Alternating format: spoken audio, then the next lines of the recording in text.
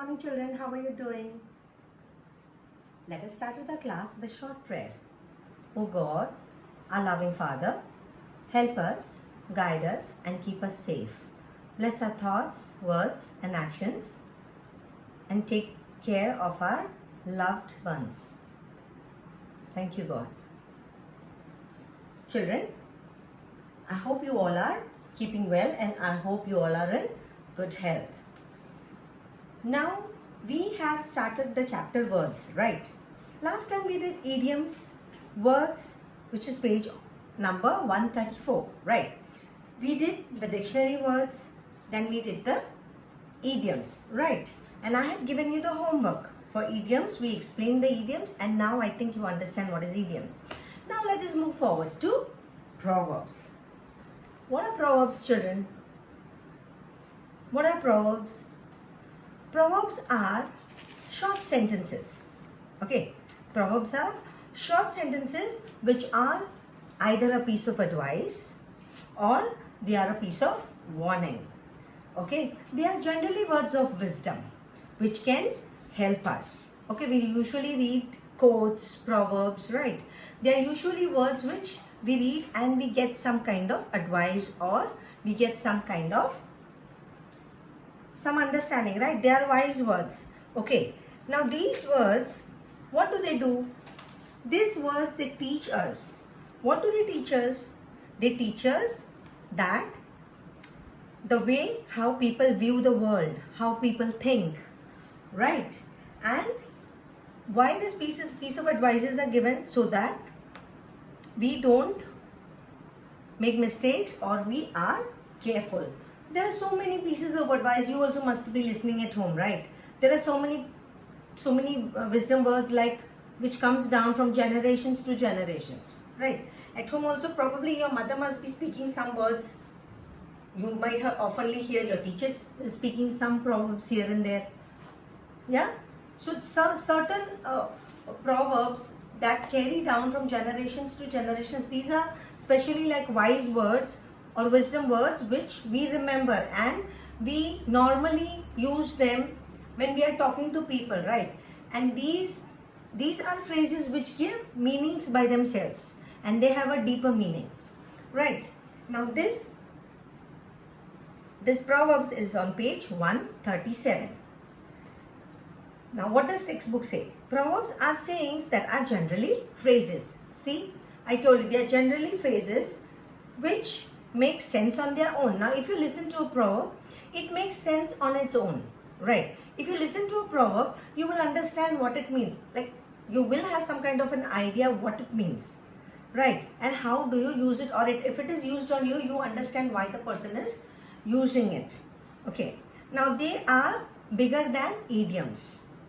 These proverbs, they have a lot of meaning. They are like more weight than idioms. Okay, and then they are implied on a particular manner. They have a deeper meaning than the general meaning. Okay, so that is the reason we speak proverbs, right? So now we will discuss some proverbs and then probably if you have not understood so far, you will understand when we are doing some proverbs. Now, the first proverb is, what is the first proverb here? Action speaks louder than words. This is the first proverb which is given in your textbook. What is the proverb? Action speaks louder than words.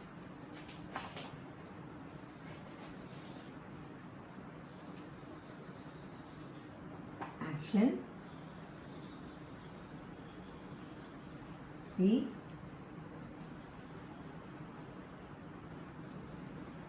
louder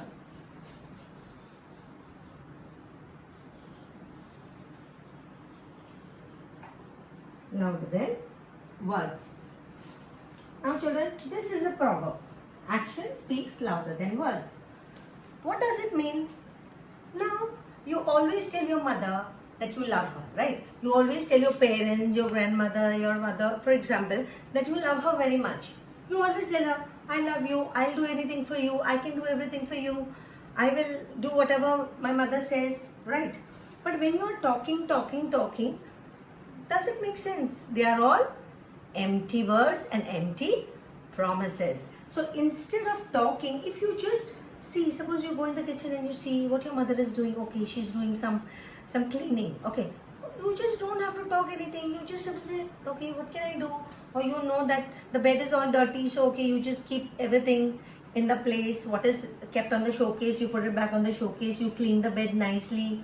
Okay, if you know how to sweep the floor, you can just pick up the broom and just sweep the floor and just carry all the waste, and you put it in the waste paper basket nicely. You make the place tidy, and when your mother sees you, she will be very surprised. She will not say anything. She might just give you a smile, but she knows that you are trying to help her, and she will be more happy. So that is a very good example to say action speaks louder than words, because always talking is not necessary. You don't have to tell anybody that you love the person, or you really love the person, you can do anything for the person. It's just your actions. If you like the person, you love the person, you have to respect the person, you have to help the person. You don't need to tell the person anything.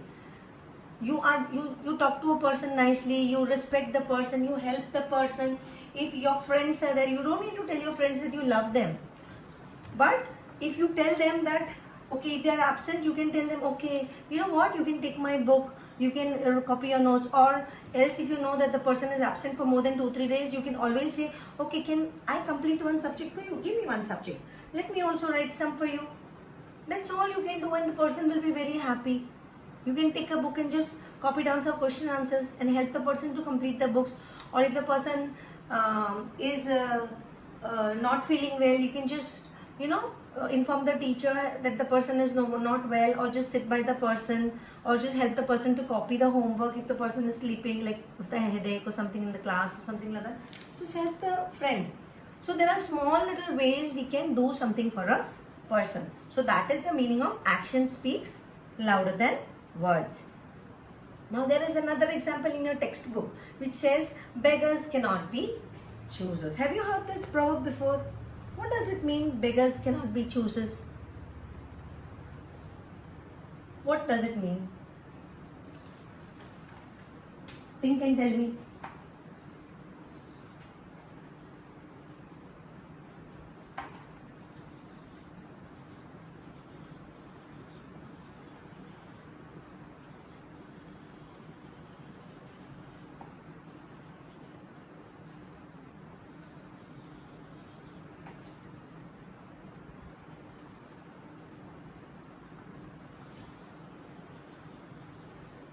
Beggars cannot be choosers.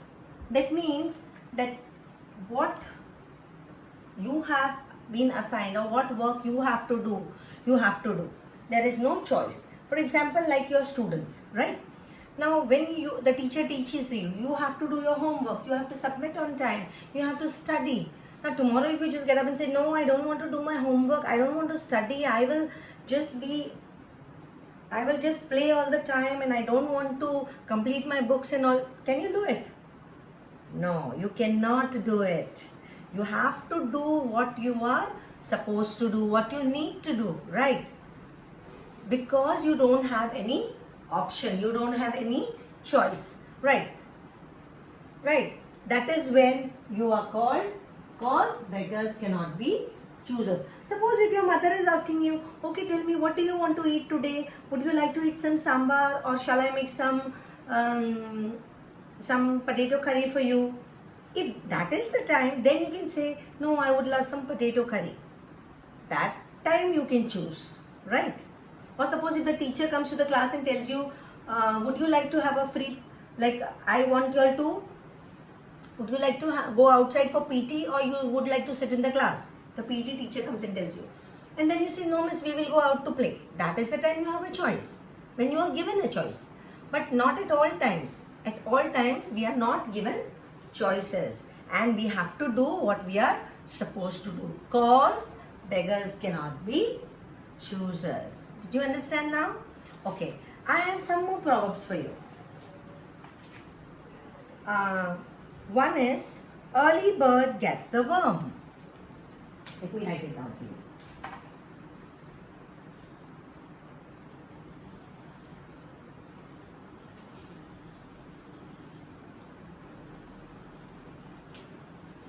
early bird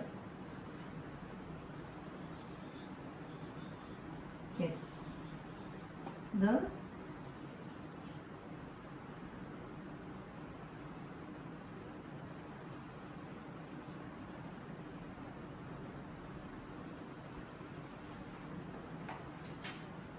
early bird gets the worm. What does it mean, the early bird gets a worm? What does it mean? Think and tell me, children. The early bird gets a worm. It means that when you wake up early, the bird who wakes up early and goes out, they get their food. If they wake up late and they go after the sun rises and if it's hot, when they go, would they get the food? No, because meanwhile the other birds have already come and chopped their food and gone away. So, similar wise is, if you also, like for students, if you want to get good marks, you have to wake up early and study. Right? If you want to be successful, you have to work hard. You have to study your work. You have to work hard. You have to prepare yourself. Suppose you have a project to submit. You have to wake up early. You cannot wait, okay, after I will do my project after dinner tonight. No, you cannot do that. You have to start your day early. You have to wake up. Like probably you will wake up early in the morning. Ask your mom to make something for you. You tell her, I will wake up. You wake up. You do your studies. You read your textbook. You find out some notes. You prepare your writing work. You prepare your pictures. You prepare your project. And that is the time, by the time it is daylight, you might finish your project. So, you will finish. You don't need to wait till the evening to finish your work. You have to study and wake up early if you want to get good marks. You have to wake up early. You have to give extra time, extra efforts, right? You have to, not that, okay, I will eat my lunch and then do my homework. No, it's not like that. You do your homework in the afternoon. You do your reading in the evening. But if you want to study, the study part needs extra time. And for that, you need to sacrifice a little bit of extra time of your rest. You don't have to sacrifice probably. You can sleep early and wake up early. Say by 5:30, 6 o'clock or 6:30 if you wake up, you can have wash your mouth, everything get fresh.